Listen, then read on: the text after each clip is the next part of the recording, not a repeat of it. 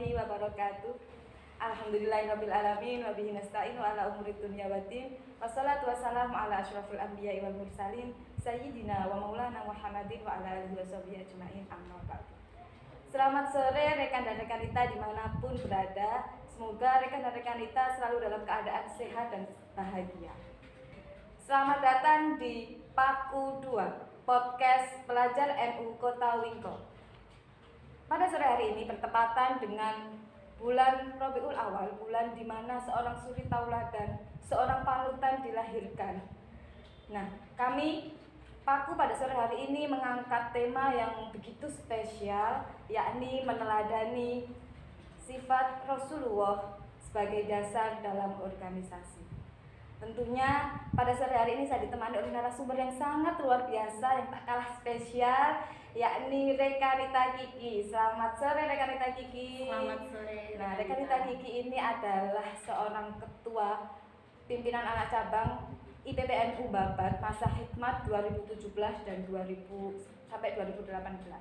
Selain itu banyak sekali organisasi-organisasi yang diikuti oleh Rekanita Kiki. Untuk lebih lanjutnya langsung saja ya kita tanya kepada narasumber kita. Rekanita Kiki, apakah benar Rekanita Kiki ini sejak kecil itu sudah menempuh organisasi yang sangat banyak sekali? Kalau dikatakan sejak kecil itu enggak sih, cuman mulai ikut pengkaderan wajibnya IPP. Kalau dikatakan sejak kecil sih enggak, cuman awal ikut pengkaderan IPPNU, pengkaderan wajibnya IPPNU yaitu Makesta itu kelas 2 MTS tahun 2012. Nah, kebetulan pada saat itu memang delegasi dari MTS saya. Nah, setelah itu ikut pengkaderan-pengkaderan yang lain. Jadi awal saya ada atau berproses di IPPNU itu mulai dari MTS, mulai dari pimpinan komisariat, pimpinan ranting, pimpinan PAC, pimpinan cabang, yaitu semua proses itu. Jadi kalau ditanya di BK dulu bagaimana prosesnya, ya sangat panjang. Jadi selain mengikuti organisasi IPPNU, apakah ada organisasi lain yang Rekanita Kiki ikuti? Organisasi lain pastinya ada, cuman karena kecintaan saya terhadap IPNU dan IPPNU, mungkin yang sampai detik ini ada di hati saya ya IPNU dan IPPNU. Walaupun memang dulu pada saat di MAN 2 Lamongan itu pernah berproses di OSIS, pernah, tapi sebelum itu sudah di IPPNU dulu, dari pimpinan komisariat IPPNU MTS. Ketika di MAN itu ikut OSIS sudah bersamaan dengan di pimpinan anak cabang. Nah, di pimpinan anak cabang itu dari periode atau masa hikmat 2013-2015. Awal mula pengkaderan di PAC itu di Diklatama. Jadi pada saat saya di organisasi lain atau di OSIS itu juga masih terusan ikut proses di IPPNU dari pimpinan anak cabang, pertamanya di DKAC KPP. Jadi awal mula di pimpinan anak cabang itu prosesnya ikut pengkaderan di Diklatama, sehingga setelah itu di masa hikmat 2013-2015 jadi komandan DKAC KPP, lanjut jadi sekretaris PAC, terus jadi ketua PAC. Sangat luar biasa sekali ya perjalanan dari organisasi Rekanita Kiki ini. Tentunya ini sangat berhubungan sekali dengan tema kita kali ini. Nah, Rekanita Kiki, kan Rekanita Kiki ini banyak sekali mengikuti organisasi-organisasi. Menurut Rekanita Kiki sendiri, seberapa penting sih kita ikut organisasi? Menurut saya sangat penting. Kenapa? Karena di dalam organisasi kita bisa belajar banyak hal yang tidak bisa kita temui di pendidikan formal. Jadi kalau menurut saya pribadi, pendidikan formal saja itu tidak cukup. Karena dengan kita ikut organisasi itu nantinya kita bisa hidup di masyarakat itu menjadi orang yang bermanfaat. sudah saya rasakan sendiri, dan perubahannya pun dari sebelum saya ikut organisasi sampai saya ikut organisasi itu ada perbedaan dan sangat beda. Ya, jadi rekan-rekan sedikit setuju ya kalau organisasi itu dikatakan sebagai miniatur kehidupan. Karena memang di organisasi itu banyak sekali pelajaran-pelajaran yang kita tidak dapat di bangku sekolah, di dalam kelas, betul sekali. Nah, tapi nih rekan kita Kiki, di zaman yang milenial ini banyak orang-orang itu berlomba-lomba ikut organisasi. Namun mereka itu kurang memperhatikan etika-etika dalam berorganisasi itu. Jadi malah mereka tuh seenaknya sendiri menggunakan organisasi itu bahkan sebagai hal-hal yang kurang baik.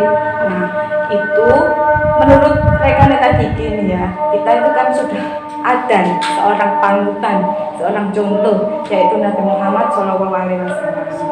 Nah, menurut rekan-rekan Kiki, kira-kira akhlak Nabi Muhammad SAW yang relevan untuk kita terapkan di dalam organisasi ini seperti apa? Relevan. Kalau kita bicara akhlak Nabi yang relevan, semuanya itu relevan untuk kita bawa ke organisasi. Kenapa kok demikian? Karena seluruh akhlak yang dibawa oleh Nabi itu memang harus kita terapkan tidak hanya di dalam organisasi, tetapi sudah harus kita terapkan dalam diri kita sendiri pada kehidupan sehari-hari. Tetapi ada satu yang sangat saya kagum dari Nabi Muhammad SAW itu adalah jiwa kepemimpinannya. Jadi ketika jiwa kepemimpinan seseorang di dalam organisasi itu sudah dikatakan baik, maka seluruh akhlak beliau pasti baik. Contoh, menjadi seorang yang memiliki kepribadian yang jujur. Nah, itu juga sangat penting di dalam organisasi. Yang kedua adalah mempunyai sikap husnudon. Nah, ini yang paling penting di era sekarang, karena di dalam organisasi ketika sikap husnudon itu tidak ada di dalam jiwa kita, yang ada hanya sikap suudon dan suudon, maka organisasi itu tidak akan adem ayem. Pasti organisasi itu akan timbul masalah. Dan masalah itu belum tentu kebenarannya. Ketika kita kebanyakan suudon, maka dalam pikiran kita, anggapan kita itu sudah benar. Padahal lebih baik kita husnudon dulu kalau tidak tahu kebenarannya. Dan yang ketiga adalah amar ma'ruf nahi mungkar. Jadi ketika sifat itu, ketika sudah dikatakan menjadi pemimpin yang baik, maka seluruh akhlak itu akan menemaninya. Seperti itu. Berarti akhlak utama yang harus kita miliki ketika kita mengikuti sebuah organisasi itu ada 3 tadi ya, yang saya katakan dari Kanita Kiki. Yang pertama itu kepemimpinannya, yang kedua adalah husnudon, dan yang ketiga adalah amar ma'ruf nahi mungkar. Nah, itu kan semuanya termasuk sifat-sifat baik, dan banyak sekali mungkin sifat-sifat baik lainnya yang harus kita ikuti ketika kita ikut organisasi. Nah, menurut rekan-rekan Kiki sendiri, sikap baik seperti yang telah disebutkan tadi, itu apakah sudah ada sejak lahir atau secara fitrah, atau memang itu bisa dibentuk, kita pelajari sambil berproses? Oke. Sifat perilaku seseorang atau manusia, baik itu moral, etika maupun akhlak, itu dinamis. Jadi sebagian adalah bawaan dari lahir dan sebagian adalah terlatih atau dilatih.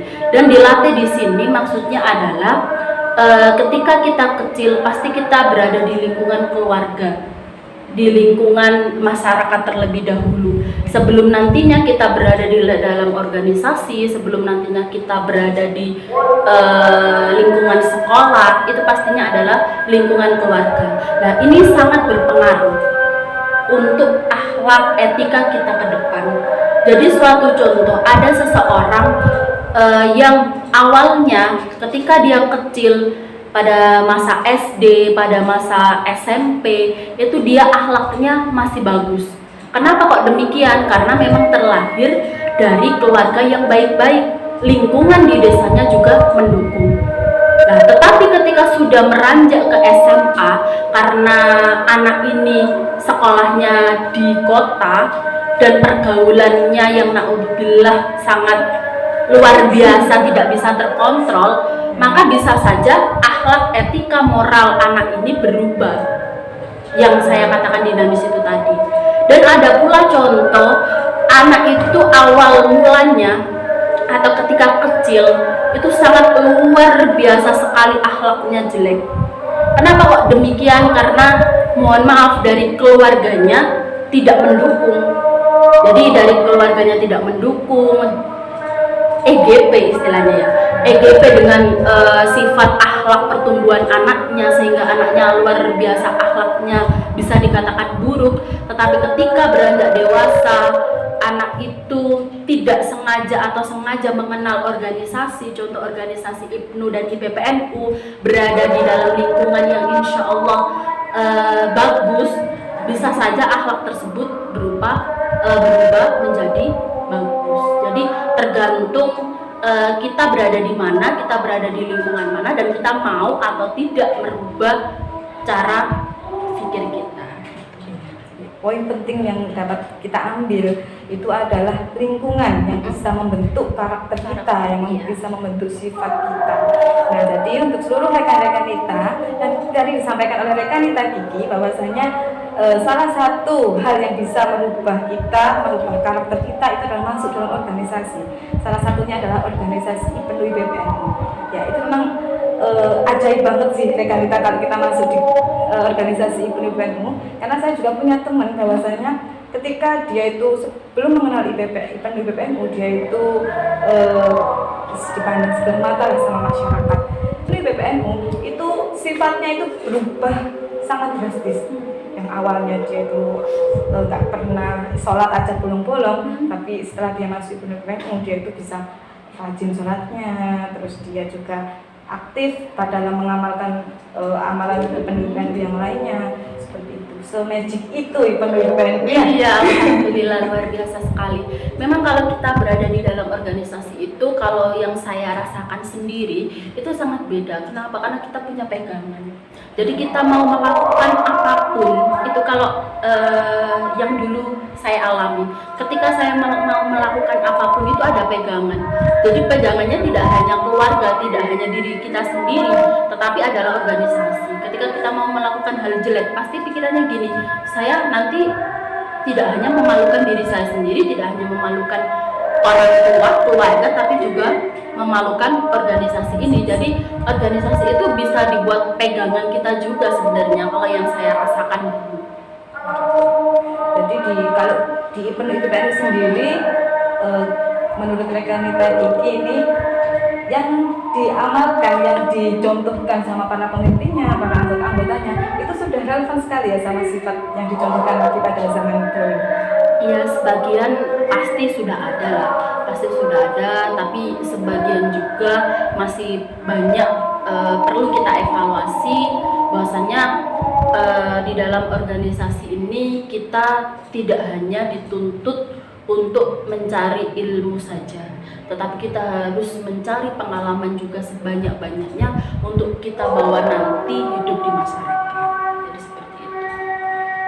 Ini rekan kita, kalau kita ketemu sama orang ya yang dia itu tidak mau membuka diri untuk mengikuti organisasi, itu seperti apa itu caranya rekan kita? Dari sifatnya kan misalnya punya sifat yang kurang baik nih, terus kita itu mau merubahnya dengan cara kita mau mengajak di organisasi lah, kan? Secara perlahan sifat dari seorang itu bisa berubah, tapi dia itu nggak susah gitu untuk diajak. Berarti kan dia itu tidak punya keinginan untuk merubah sifat yang baik. Itu seperti apa kalau ketemu orang seperti itu? Saya pernah mengajak satu anak yang luar biasa, tidak hanya akhlak, moral, dan etikanya saja yang jelek, tetapi bisa dikatakan jelek banget. Saya mencoba mendekati, tapi tidak langsung saya ajak untuk mau ikut terjun, mau ikut saya di dalam organisasi IPNU IPPNU. Saya perlahan, pelan-pelan cari tahu anak ini kok sampai sedemikian rupa ini karena apa. Saya ajak ngobrol.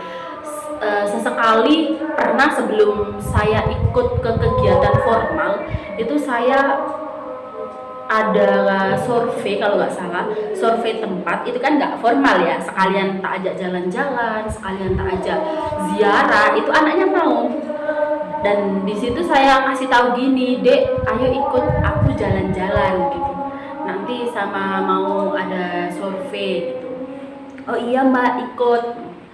Kan dia suka foto-foto. Nah itu cari tahu lah sukanya dia itu apa. Mau kan dia tak ajak. Padahal itu ya sebenarnya niat saya ya emang urusan IPNI PPNU. Nah gitu. Mau. Terus perlahan saya dekati. Pada suatu hari ada kegiatan formal IPNI PPNU yaitu pelatihan administrasi. Saya suruh ikut.